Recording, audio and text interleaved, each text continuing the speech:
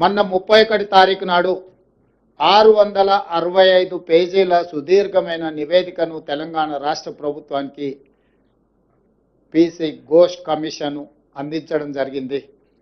ఊరు మార్చి, పేరు మార్చి, అంచనాలు మార్చి, అవినీతికి పాల్పడి అక్రమాలకు పునాదులు వేసి నిర్మించిన కాళేశ్వరం ప్రాజెక్టు ఈరోజు కూలిపోయింది. స్పష్టంగా కమిషన్ ఇందులో ఈ వివరాలన్నిటిని పొందుపరిచింది. దానికి సంబంధించిన ప్రజాప్రతినిధులు, ఐఏఎస్ అధికారులు, ఇంజనీరింగ్ నిపుణులు, నిర్మాణ సంస్థలకు సంబంధించి పూర్తి వివరాలను విశ్లేషణాత్మకంగా వారు రిపోర్ట్ ఇవ్వడం జరిగింది.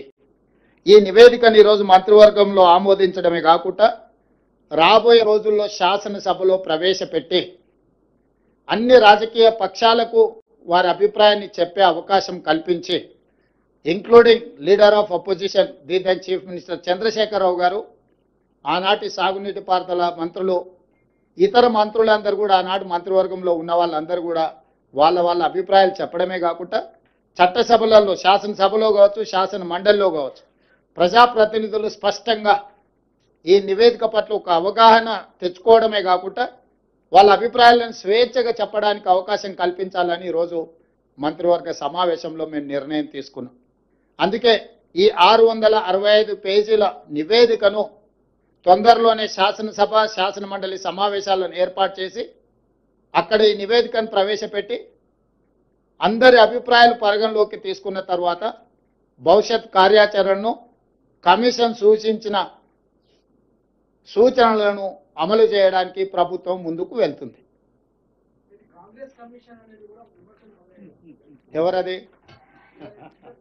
అవునా, న్యాచురల్ కదా, వాళ్ళు అదే విధంగా మాట్లాడతారు కదా, వేరే రకంగా ఎందుకు మాట్లాడతారు? ఒకవేళ అదే అయితే ఆ కమిషన్ ముందుకెళ్ళి వాళ్ళు ఎందుకు సమాచారం ఇచ్చిండ్రు, వాళ్ళు ఎందుకు వాదనలు వినిపించిండ్రు?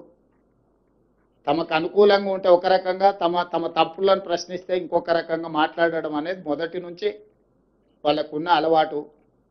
ఈరోజు మేము కమిషన్ని వాళ్ళు తప్పుపడుతుండ్రు.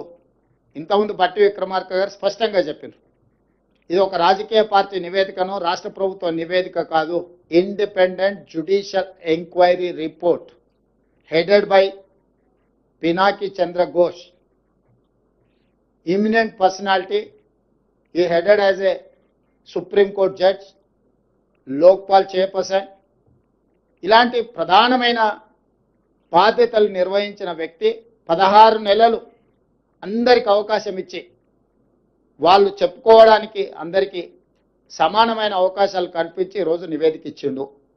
కాబట్టి ఆ నివేదిక మీద ఇంకా ఎవరు ఏ రకంగా మాట్లాడతారు, ఏ రకంగా విశ్లేషణ ఇస్తారు అనేది వాళ్ళ విజ్ఞతకే నేను వదిలేస్తున్నా.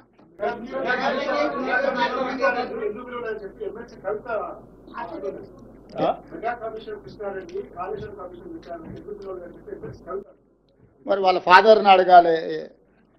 ఎందుకనంటే ఎవరికి ఏం మంచి పెట్టిండో వాళ్ళ ఫాదర్కి తెలుసు కదా. లేకపోతే వారే వెళ్ళి ఘోష్ గారికి నివేదిక ఇచ్చేది ఉండే, ఇంకో ఇందులో మా ఫాదర్తో వీళ్ళందరూ కుమ్ముక్కై ఉన్నారు, మా బావ హరీష్ రావు గారు వీళ్ళతో కమిషన్లు పొందిండు, వీళ్ళందరూ తోడు దొంగలు, గూడు పుటాన్ని చేసిందని కవిత గారు ఘోష్ కమిటీకి ఒక కంప్లైంట్ ఇచ్చిన ఉంటే ఖచ్చితంగా పిలిచి ఉండేవాళ్ళు. ఇప్పుడు కమిషన్ నివేదిక ఇచ్చిన తర్వాత ఎవరిని ప్రశ్నిస్తుంది? ఒకవేళ ఘోష్ గారిని ప్రశ్నించాలంటే వారు కలకత్తాలో ఉంటారు, కవిత గారు కలకత్తాకి వెళ్ళి ప్రశ్నలు వేయవచ్చు.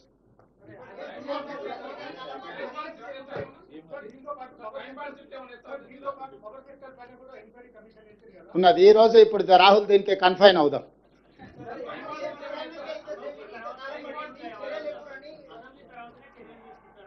అసెంబ్లీలో చర్చలు చేసిన తర్వాత చర్చల సారాంశం ప్రకారం భవిష్యత్ కార్యాచరణ ఉంటుంది.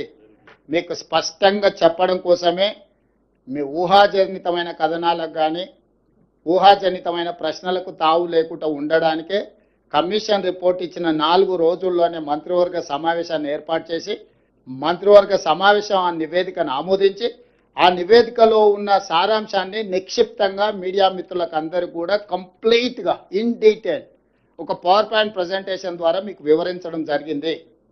దీంట్లో ఎలాంటి శశబిషలకు తావు లేదు. నివేదిక సారాంశాన్ని సూచనల్ని తప్పకుండా ఈ ప్రభుత్వం పాటిస్తుంది. దానికి ఒక అప్రోప్రియేట్ సిస్టమ్ని అడాప్ట్ చేసుకోదలుచుకున్నాం. మేము రాజకీయ కక్షాపూరితమైన చర్యలు చేపట్టినట్టు, లేకపోతే ఎవరి మీదనో వ్యక్తిగతంగా ద్వేషంతో నిర్ణయాలు తీసుకున్నట్టు ఏమాత్రం చర్చలకు తావివ్వకుండా ఈ ప్రభుత్వము పారదర్శకంగా పనిచేయాలనుకుంటుంది. కాబట్టి ఈరోజు అన్ని వివరాలను మీ ముందు పెట్టడం జరిగింది.